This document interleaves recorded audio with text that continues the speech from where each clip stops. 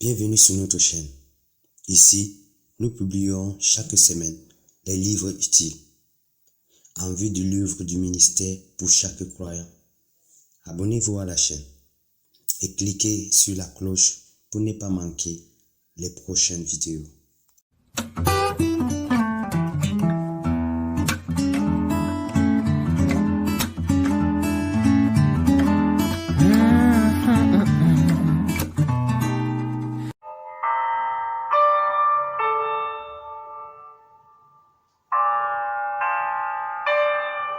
Les éditions Métamorphose vous présentent La marche selon l'esprit, la marche dans la puissance par Dave Robinson.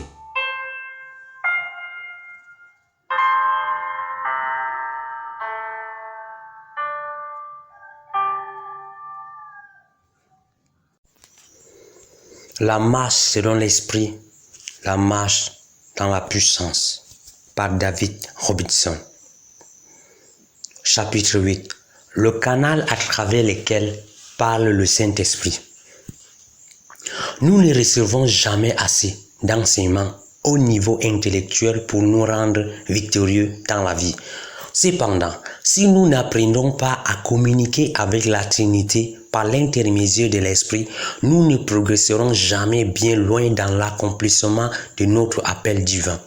Nous avons vu précédemment que c'est un privilège extraordinaire d'avoir la troisième personne de la Trinité qui vit en nous afin de superviser le plan que Dieu a pour notre vie. Mais pour être en mesure de bénéficier de la direction expertise du Saint-Esprit, nous devons tout d'abord comprendre comment il communique avec nous lorsque nous prions en langue. Voyez-vous, le Saint-Esprit parle toujours en utilisant le même canal. Il nous appartient de nous familiariser avec ce canal, de telle sorte que nous puissions faire la différence entre sa voix et toutes les autres voix, pensées et influences. Nous devons comprendre tout d'abord que Dieu entre toujours en communion avec notre esprit. Si nous ne savons pas comment faire la différence entre Dieu qui entre en communion avec notre esprit et le diable qui joue des tours à nos pensées, nous prendrons la plupart du temps la mauvaise direction. Pourquoi? Parce que le diable a étudié l'humanité pendant de très nombreuses années. Il a ainsi appris des stratégies uniques pour nous faire chuter et faire en sorte que nos vies tournent en rond. L'esprit, l'âme et le corps de l'homme. L'esprit, l'âme et le corps de l'homme. Pour être en mesure de discerner la voix du Saint-Esprit dans vos vies quotidiennes, vous devez tout d'abord comprendre comment fonctionne l'esprit, l'âme et le corps de l'homme. J'ai écouté plusieurs enseignements à ce sujet. La plupart d'entre eux séparaient tous les versets qu'ils peuvent relier à l'esprit, à l'âme et au corps.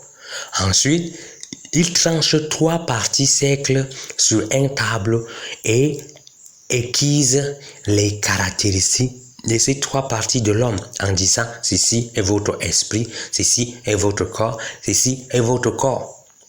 Je n'avais aucune difficulté à comprendre la façon de fonctionner du corps et de ses caractéristiques, mais j'avais des difficultés à saisir la différence entre l'esprit et l'âme. Selon les plus grands enseignants de la Bible contemporains, l'âme comprend les pensées et l'intelligence d'une personne, sa volonté et ses facultés émotionnelles. Il s'agit de la partie de l'homme qui doit être renouvelée par la parole de Dieu. J'étais tout à fait d'accord avec cela et je ne savais aussi que lorsque l'esprit de l'homme l'a quitté, son âme l'accompagne. Au-delà à ces faits, je ne pouvais pas vraiment comprendre où l'esprit de l'homme se plaça dans tout ceci.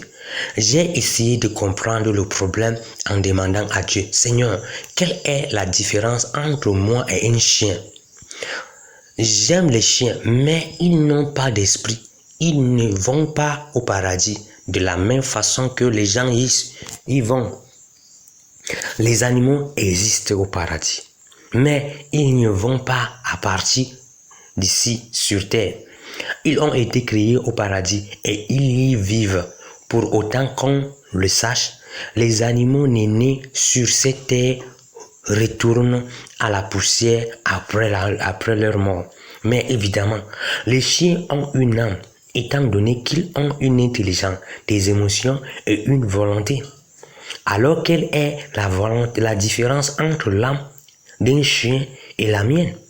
Tout simplement ceci, mon âme trouve son immortalité à l'intérieur d'un esprit immortel.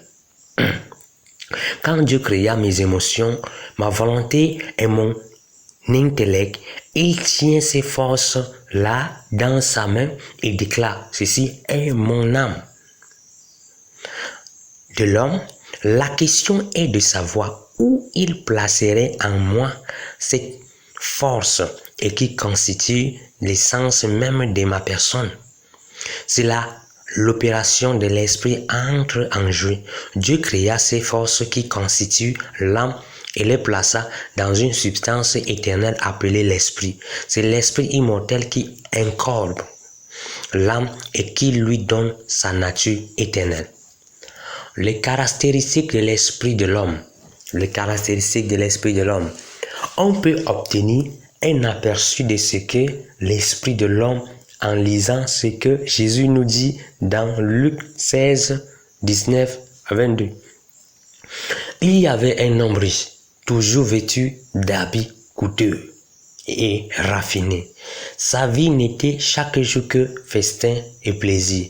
Un pauvre nommé Lazare se tenait couché devant le portail de sa ville, le corps couvert de plaies et purulent. Il aurait bien voulu calmer sa faim avec les miettes qui tombent de la table du riche. Les chiens même venaient lécher ses plaies. Le pauvre mourut et les anges l'emportaient auprès d'Abraham. Le riche mourut à son tour et l'on l'enterra. Bien que l'homme riche mourut et fut enterré, que sa chair, son corps était dans la tombe. Au verset 23, on peut lire que son esprit s'en allait ailleurs, du séjour des morts où il souffrait cruellement. Il leva les yeux et aperçut très loin Abraham et Lazare à côté de lui. Ces écrits noirs sur blanc, l'esprit de l'homme a des yeux. Veuillez aussi prendre note que l'Écriture nous dit que l'homme riche souffrait cruellement. Il s'agit là des forces émotions. L'esprit de l'homme riche avait donc des émotions. Lisez maintenant le verset 24. Alors il s'écria, Abraham, mon père, aie pitié de moi. Envoie donc Lazare qu'il trempe le bout de son doigt dans l'eau et me rafraîchir la langue, car je souffre horriblement dans cette flamme. Cela voudrait-il dire que les personnes qui sont au paradis ont des droits et que les personnes qui sont en enfer ont une langue? Il vaudrait mieux y penser un moment. Ou bien l'esprit de l'homme possède tous les autres membres du corps? Ou alors il y a tant de langues, des yeux spirituels d'ici de là en enfer, alors que les doigts spirituels flottant au paradis? Il voit de soi que si mon être spirituel a un doigt spirituel, une langue et une paix des yeux, il possède aussi tous les autres membres du corps. C'est simple que cela.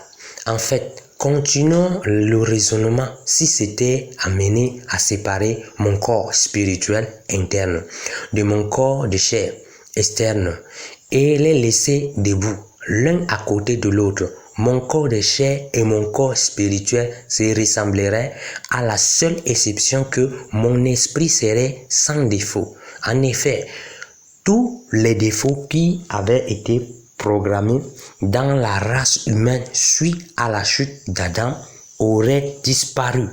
Maintenant, si mon homme extérieur lavait un doigt et disant, de quoi est-ce que mon doigt est fait?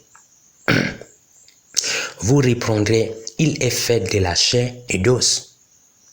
Si vous répondez en donnant plus de détails, vous direz, il est fait de cellules, de sang, d'os et bien d'autres composantes.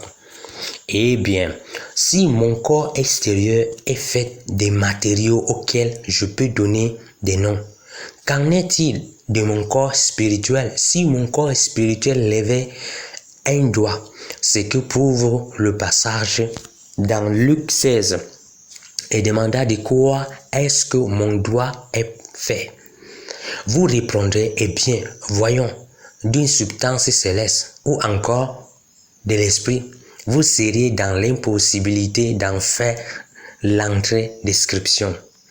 Dans mon corps spirituel interne, remplit mon corps externe, doigt pour doigt, main pour main, bras pour bras, jambe pour jambe. J'ai donc des yeux de chair et des yeux spirituels. Mais mes globes oculaires spirituels remplissent donc mes globes oculaires de chair. Alors, encore un peu plus loin, à l'intérieur de mon homme intérieur se trouve la nature de la nouvelle création, incluant des forces spirituelles telles l'amour, la joie, l'autorité. Mon homme intérieur est la force stabilisatrice dans ma vie. Il n'est pas jamais balancé du haut en bas, d'un côté à l'autre. Sa seule inclinaison est d'aller plus haut dans le royaume de Dieu. La partie émotionnelle de mon âme par laquelle mon être spirituel opère est ce qui fluctue en moi avec des hauts et des bas. Un jour, mes émotions voulaient aller vers le sommet d'un bonheur extrême. Un autre jour, vers les profondeurs d'une sévère dépression. Cependant, mon être spirituel ne veut jamais aller ailleurs que plus haut vers Dieu. Mon homme intérieur est assujetti dans mon homme physique. L'un de ces jours, mon homme physique vieillissant, disant, j'en ai assez. À ce moment, je n'ai, c'est-à-dire mon être spirituel quittait mon corps et j'en n'irai dans ma demeure que au paradis. Ça sera glorieux. Je possède donc un cerveau spirituel qui réside, fonctionne à travers mon cerveau physique, dans mon corps, et mon âme demeure dans mon cerveau spirituel. L'identifier le canal de communication. Identifier le canal de communication.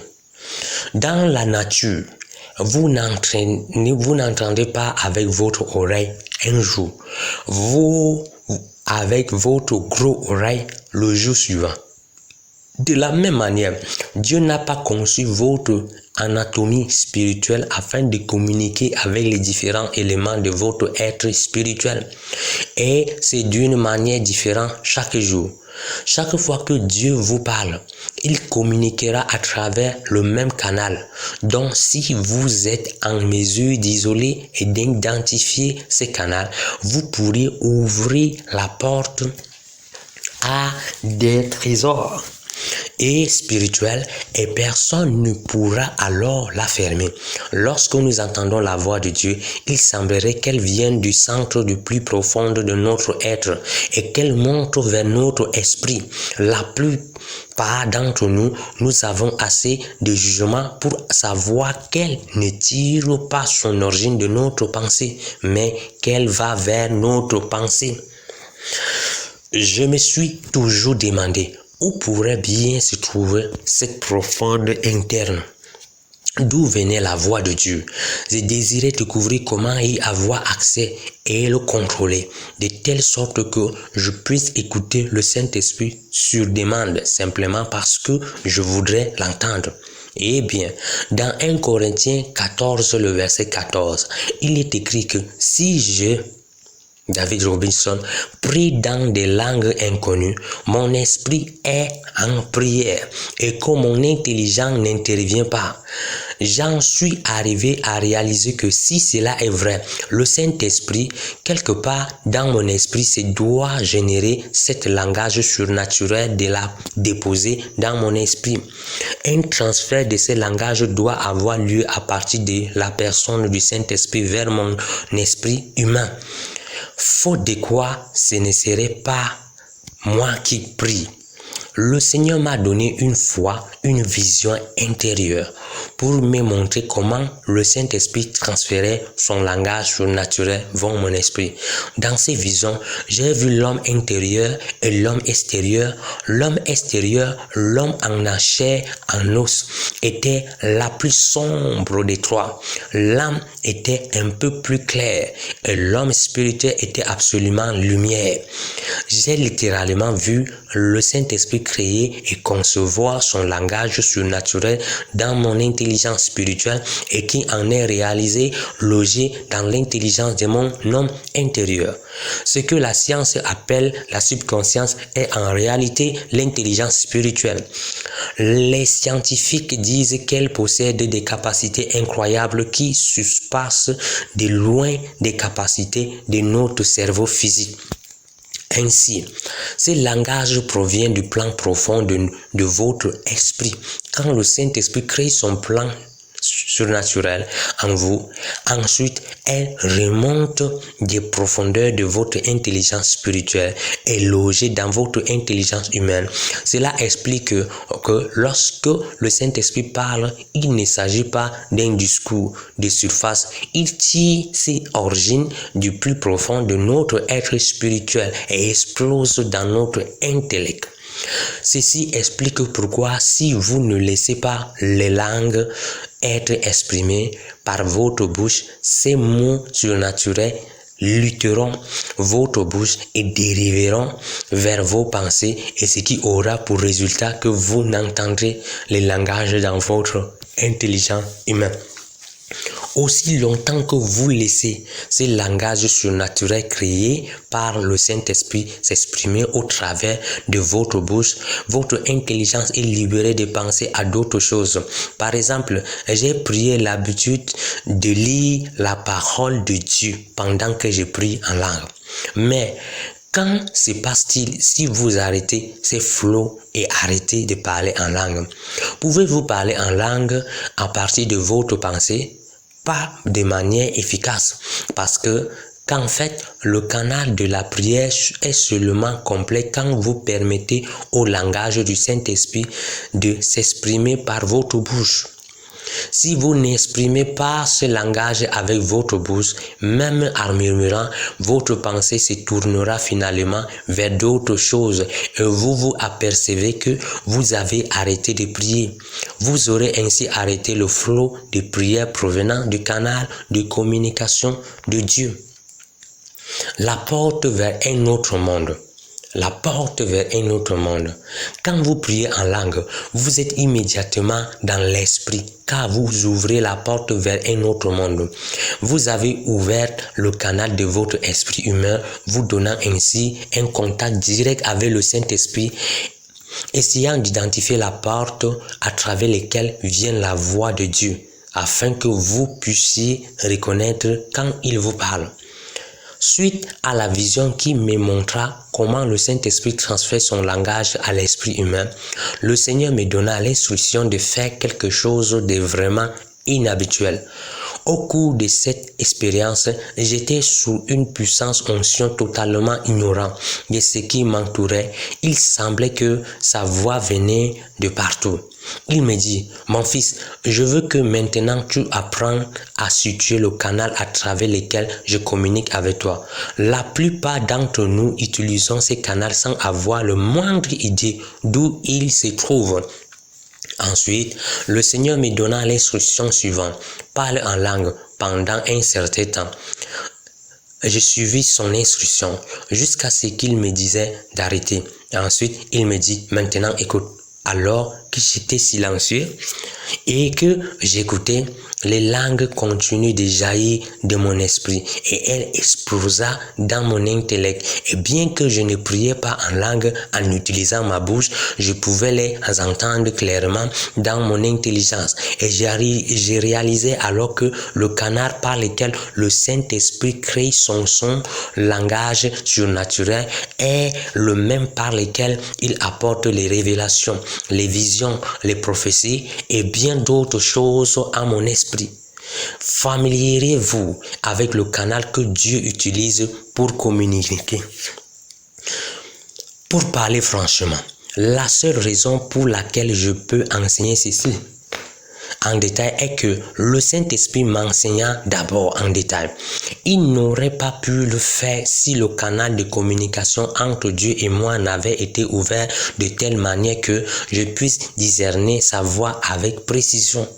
Voyez-vous, c'est alors que vous priez en langue que le canal par lequel Dieu communique est ouvert. C'est ce qui se passe quand les langues pour l'interprétation sont à l'œuvre. Les langues ouvrent les canaux pour la suite des événements. Une fois le canal ouvre, le Saint-Esprit peut transmettre l'interprétation de la même manière qu'il transmet les langages. Donc, plus vous priez dans le Saint-Esprit, plus vous devenez familier avec ce canal et plus grand sera votre aptitude à reconnaître quand Dieu s'exprime à travers ce même canal, par une vision ou par la connaissance révélée dans votre langage naturel, maternel. En effet, consacrant avec consistant à la prière en langue, ce canal de communication deviendra de plus en plus clair et précis. Vous trouverez qu'il est de plus en plus facile d'entrer dans le repos de la foi alors que vous apprenez à ignorer la voix du monde et à entrer à la voix de Dieu en vous. Très rapidement, vous serez capable de faire la différence entre l'énergie mentale et l'inspiration du Saint-Esprit. Par contre, si vous ne permettez pas régulièrement au Saint-Esprit de créer ce canal surnaturel dans votre esprit, puisque vous l'articulez par votre bouche, il vous sera de plus en plus difficile d'ignorer les événements extérieurs.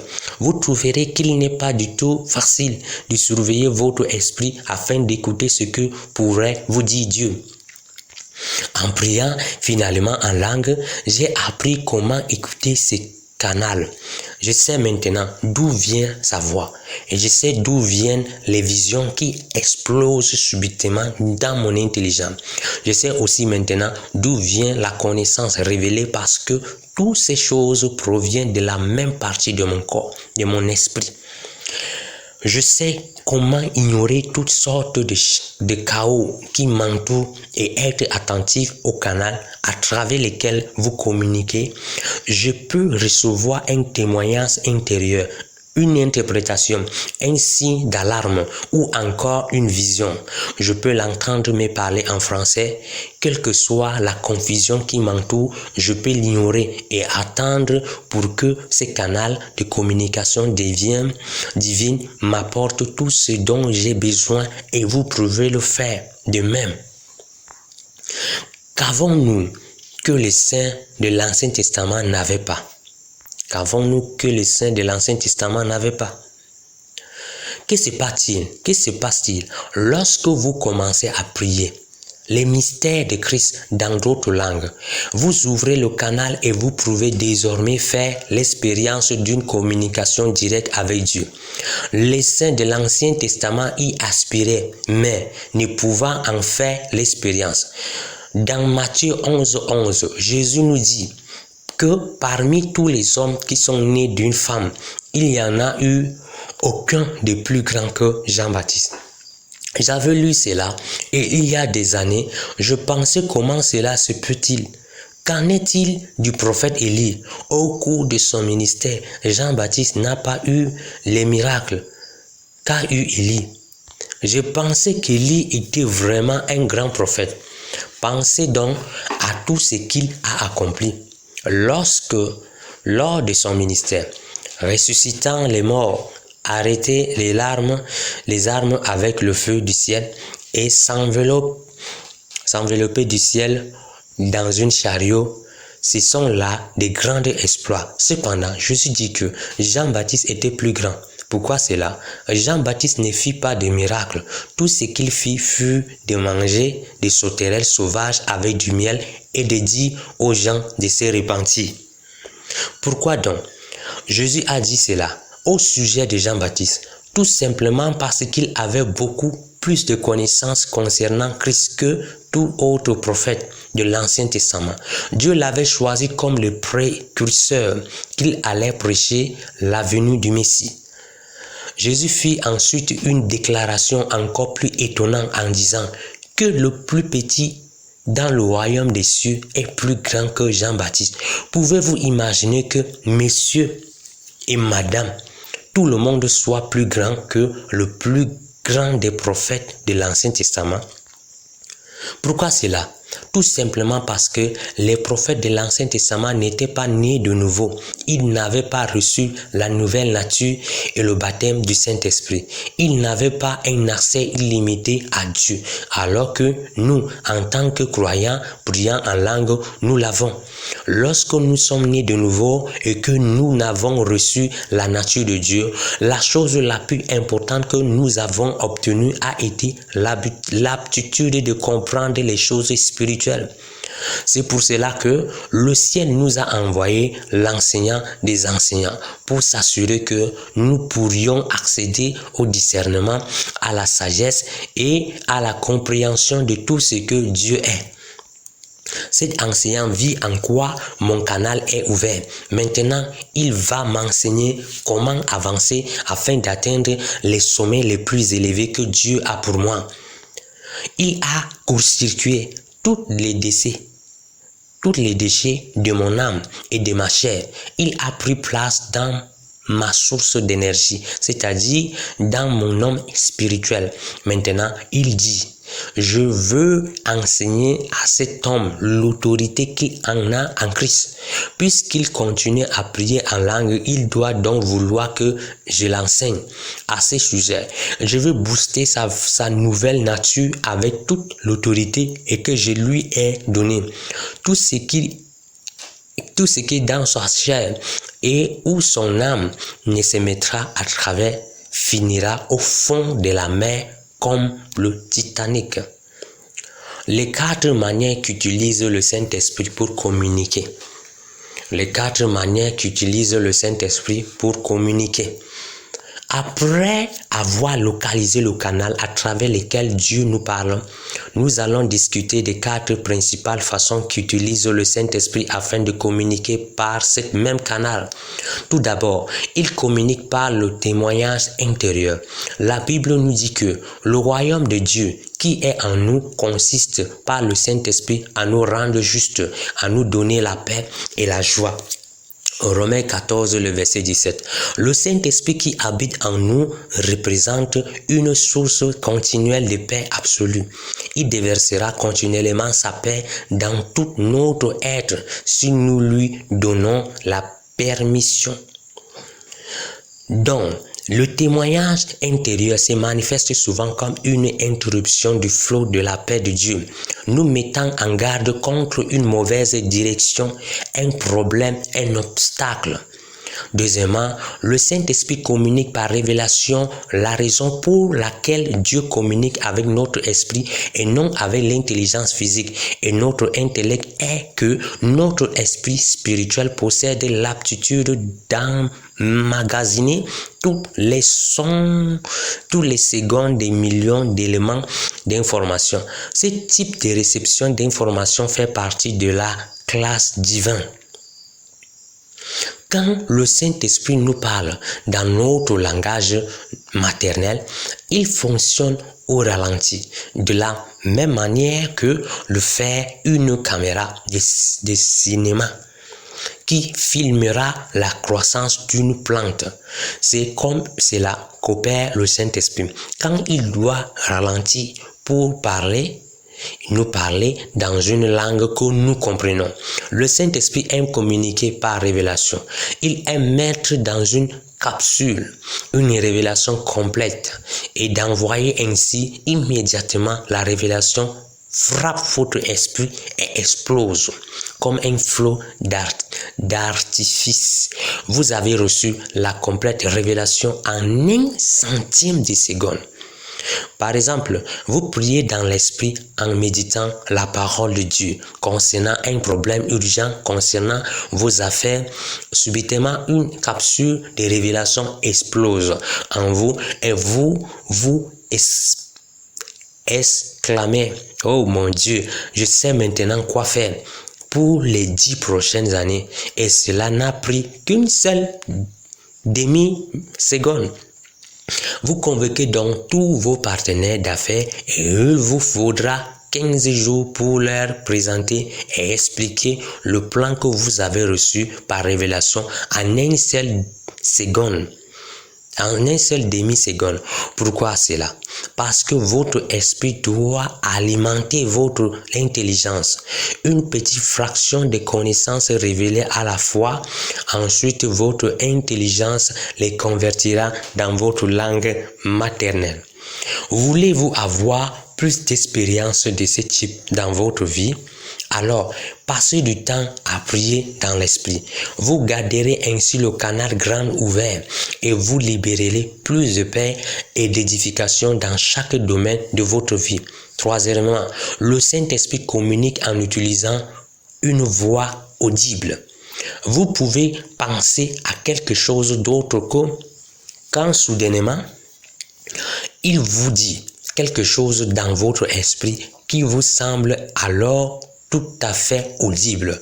Vous l'entendez aussi clairement que si quelqu'un était à côté de vous et vous parlant.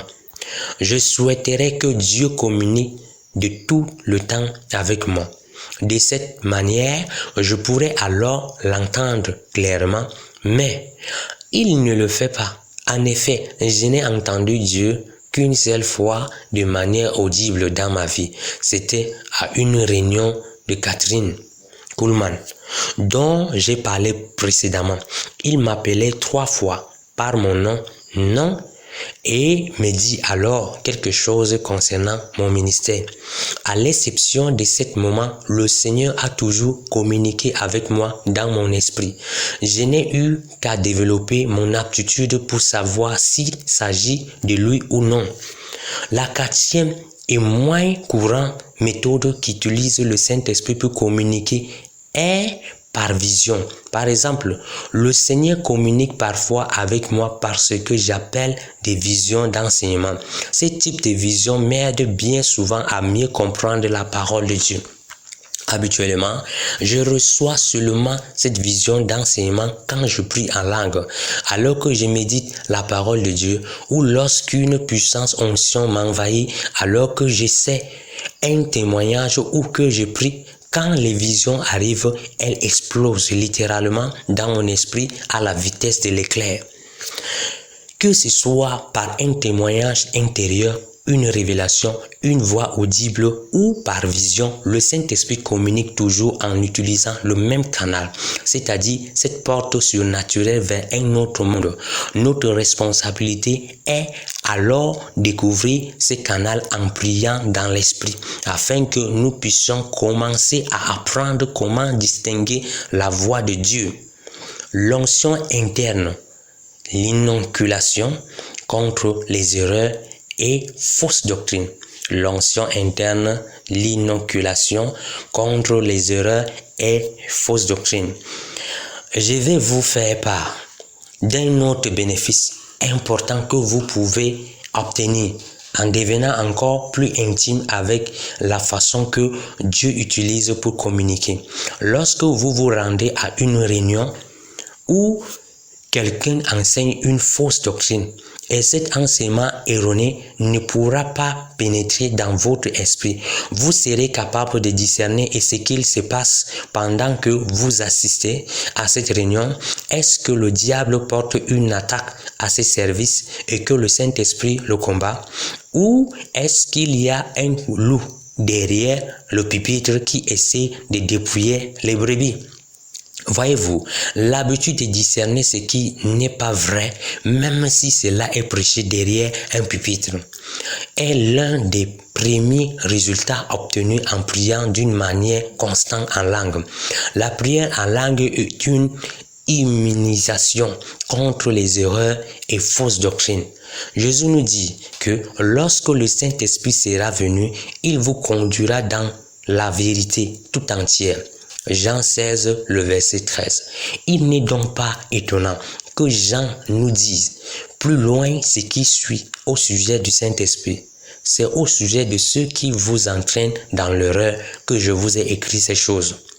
Quant à vous, l'Esprit dont vous avez été oint par le Christ demeure en vous. Vous n'avez donc pas besoin que l'on vous instruise, car cet Esprit dont vous avez été oint nous enseigne tous.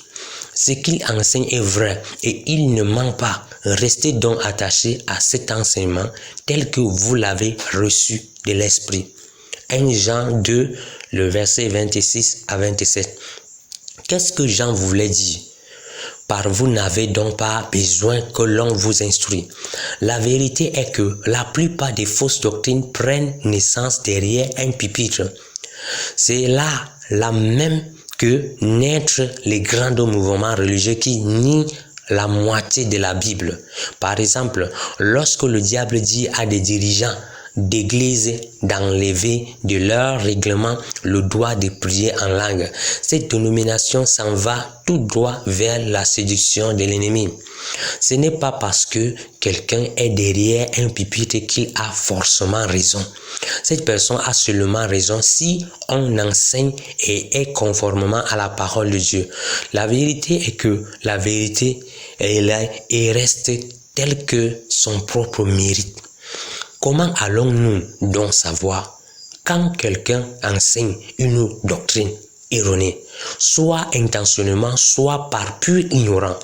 Nous le saurons par l'onction qui réside en nous, car elle est véridique et ne rend pas témoignage au mensonge. Dans l'église très légaliste dans laquelle je suis né de nouveau, des tas de méthodes étant employées pour récolter des fonds pour l'église. Par exemple, la vente des morceaux oints, des tentes où l'on avait prêché. J'étais le premier à en racheter de l'huile oint, ou l'eau de Jourdain, ou même des porte-monnaies qui ne se vidaient jamais. Je me suis retrouvé sans rien après avoir payé pour un tel porte-monnaie. Pire encore, je l'ai perdu, ou parfois on nous disait de faire une offrande par amour pour tester Dieu concernant un être cher qui n'est pas encore sauvé, pour avoir un prophète itinérant qui prophétisa à notre sujet. L'évangile n'est pas monnayable. Rien de ce qui touche à Dieu n'est à vendre, absolument rien. Après avoir passé une année à prier en langue tous les jours, je suis allé rendre visite à mes anciens amis à l'église Ultra Sainteté. Quand ils ont commencé à utiliser les trucs familiers, poussant la congrégation à donner des offrandes d'amour pour racheter les bénédictions qu'ils convoitaient, mon esprit s'arrêta de fonctionner. Je pensais alors, qu'est-ce qui ne va pas chez moi? J'avais l'habitude d'être tout excité comme tous les autres quand ils parlaient de ces choses. Est-ce que j'ai regardé sans le savoir? Non, je n'avais pas rétrogradé. L'esprit de vérité en moi, l'enseignant, qui ne peut ni mentir et ni porter de faux témoignages, mais seulement dire la vérité, a été active par les nombreuses heures que j'avais passées à prier en langue. Il m'a permis de discerner les mensonges qui m'avaient trompé par le passé, mais qui ne peuvent plus me tromper désormais. C'est l'une des raisons qui me font être en profondeur désaccord avec ceux qui disent que si je prie trop en langue, vous deviendrez étrange. Une personne qui porte un tel jugement n'a absolument aucune idée de ce qu'il se passe. Elle ne dirait jamais cela si elle comprenait le rôle que joue ce don élémentaire pour entendre la voix de Dieu, pour devenir familier avec le canal par lequel il parle.